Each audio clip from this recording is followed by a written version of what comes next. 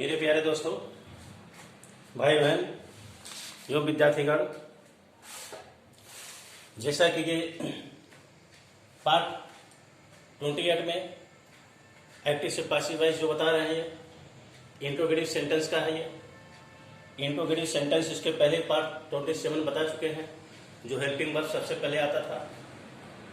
आज उसी का दूसरा भाग है ये, जिसमें हु से WS से जो प्रश्न पूछे जाते हैं, बहुत इंपॉर्टेंट प्रश्न होते हैं। है दो ही क्वेश्चन, लेकिन दो क्वेश्चन का कई मेथड है, इसलिए दो ही क्वेश्चन बता रहे हैं। और उसके चार मेथड है, इसलिए इसको ज्यादा क्वेश्चन करके इसी दो क्वेश्चन बताएंगे। पहला question, who wrote this book. अब हो का यहां पर सबसे पहले हो का बाय होम कर दीजिए। बाय होम कौन सा टेंस है? पास्ट टेंस है। यहां पर वर्ब हो गया, ये ऑब्जेक्ट हो गया। वर्ब बाद एक ही ऑब्जेक्ट है, इसमें वर्ब बाद दो ऑब्जेक्ट है। पहले इसको देख लीजिए। वर्ब बाद जो एक ऑब्जेक्ट है, वर्ब बाद एक ऑब्जेक्ट है। कौन सा टेंस है? Past tense. Wrote past tense है। पास्ट टेंस अर्थात यहाँ पर दिस बुक सिंगुलर एक बुक है, इसलिए वाच का प्रयोग कर दीजिए। वाच, फिर इसके बाद this book, by whom was this book. Write का थर्ड फॉर्म रिटर्न।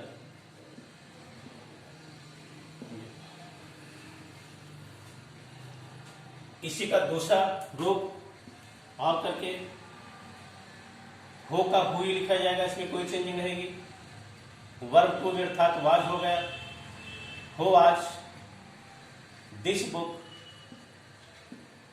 हो आज दिस बुक रिटर्न। रिटर्न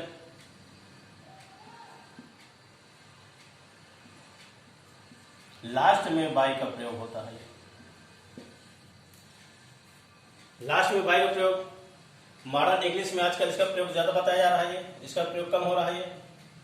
आज के 10-15 साल पहले हाई स्कूल इंटर किताब उठाकर देख लिए, उसमें ये नियम है, ये नियम नहीं है। लेकिन अब प्रेजेंट टाइम में जो high school 9th high school जो किताबें हैं, उसमें ये भी नियम बता रहे हैं, भी नियम बता रहे हैं। और मॉडर्न इंग्लिश में आजकल इसका प्रयोग ज्यादा हो रहा है।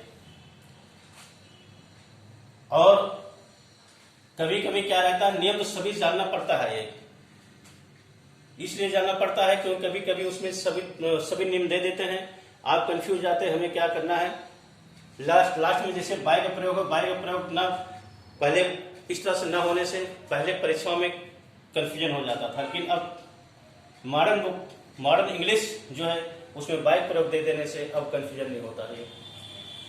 ये क्वेश्चन जो आपका है, ये question SSC second question SSC 2013 में आया था।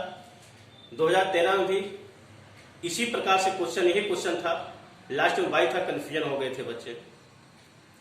लास्ट में बाय का प्रयोग क्यों होता है? क्योंकि 2013 की बात है, 2013 में उसमें बता रहे हैं आज के कुछ साल पहले।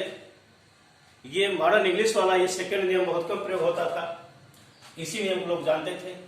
लेकिन जो फंसाने वाली चीज है, जो कठिन होता है, वही ज्यादातर एग्जाम पूछा जाता है। ये भी नियम था, ये भी था, ये भी था। और उसमें ऑल ऑफ दिस, जब दो विकल्प सही हो गए, तीसरा विकल्प सही होगा, चौथा उसमें ऑल ऑफ दिस हो जाएगा। इस तरह से होता है, लेकिन लोग कंफ्यूजन थे। अब हम चले आते हैं दूसरे क्वेश्चन पर। दूसरा क्वेश्चन भी उसी तरह से, यहाँ पास्ट टेंस, यहाँ प्रेजेंट टेंस है, यहाँ डबल ऑब्जेक्ट है। शिफ्ट टेंस चेंजिंग है और डबल ऑब्जेक्ट है। डबल ऑब्जेक्ट होने से इसमें इसके कई रूप हो गए, कई तरह से इसको हम कर सकते हैं। तो हो का पहला नियम ये रहेगा, हो का बाय होम कर दीजिए। बाय होम टीचर है। अब इसमें दो ऑब्जेक्ट, एक ऑब्जेक्ट को पहले कर दो, दूसरे ऑब्जेक्ट को वर्ब के बाद कर दो। तो दोनों ऑब्जेक्ट में से चाहे जो ऑब्जेक्ट हम पहले लिख सकते हैं। तो इस इंग्लिश हम पहले लिखेंगे, तो यहां पर जब इंग्लिश पहले लिखेंगे तो वर्ब टू भी क्या होगा? इंग्लिश सिंगुलर है, इसलिए प्रेजेंट इंडेफिनिट है, इसलिए is. By whom is English क्या होगा? इंग्लिश। जब हम यहां लिखेंगे इंग्लिश, तो उसके साथ वर्ब टू भी सहायक क्रिया क्या होगी? टीचर प्रेजेंट टेंस है, इसलिए इसका प्रयोग होगा। Is English, by whom is English taught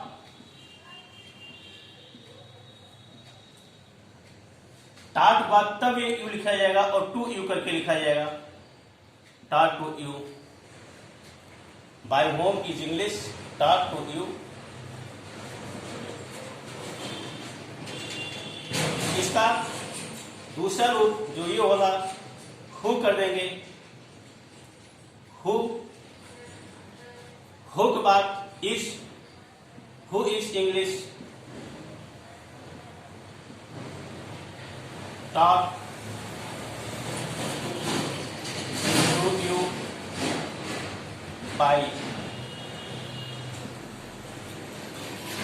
फिर इसके बाद अगला नियम, बाई होम। दूसरे ऑब्जेक्ट को हमने पहले इंग्लिश को पहले लिखा था, अब यू को हम पहले लिखेंगे। यू अर्थात सेकेंड पर्सन है, present tense, by whom are, you है इसलिए आर, बाय होम आर। जहां इंग्लिश है वहां पर यू हो जाएगा, जब यू होगा तो यहां पर आर होगा। By whom are you taught, by whom are you taught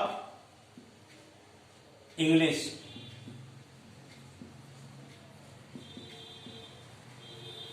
By whom are you taught English? Or who are you taught English by? ये इस तरह से चार मेथड आपके हैं सेकंड के।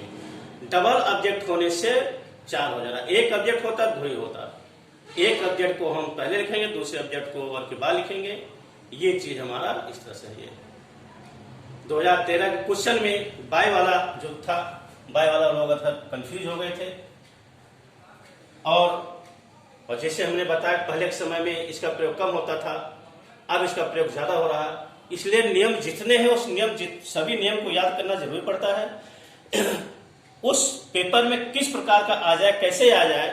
हो सकता है चारों में से 3 दे दे, चारों में से 2 दे दे, 4 में से ये दे, ये आपको पता है, ये वाला आपको पता नहीं है, ये पता है, ये नहीं पता है।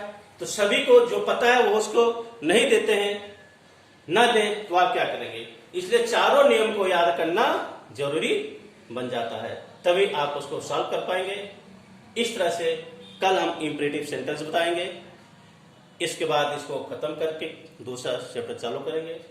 कृपया करके इसको देखकर लाइक और सब्सक्राइब कर दीजिएगा। धन्यवाद।